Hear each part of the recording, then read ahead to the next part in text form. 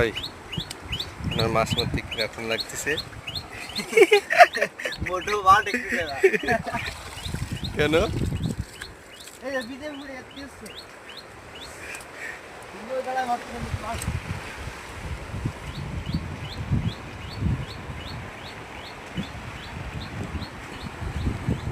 জাল টানা চলতেছে, দেখি কি মাছ আসে।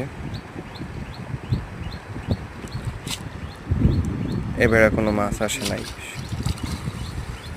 তবে ঘের হিসেবে এরকম জাল উঠাইলে যদি খালি জাল আসে তাহলে খুবই দুঃখজনক। ঘের যে হিসেবে বড় সেই হিসেবে মাছ থাকার কথা আরও অনেক বেশি, তবে সেই হিসেবে মাছ খুবই কম। এখন মাছ খুবই কম পাওয়া যাচ্ছে। আর আপনারা যারা ভিডিওটি দেখতেছেন তারা অবশ্যই লাইক করবেন, কমেন্ট করবেন। আপনাদের যদি এই ধরনের ভিডিও ভালো লাগে অবশ্যই কমেন্ট করবেন, জানাবেন।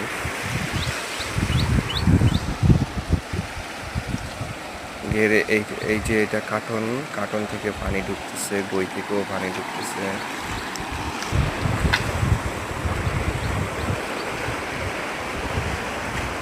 সুন্দরবন অঞ্চলের ঘেরগুলা এভাবেই হয়, এভাবে এই বই সিস্টেম করা থাকে।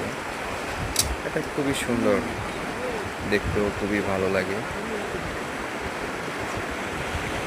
আর যখন বইতে পানি ঢুকানো হয়, জোয়ানের পানি, তখন বইতে মাছের ঠই ফোটে।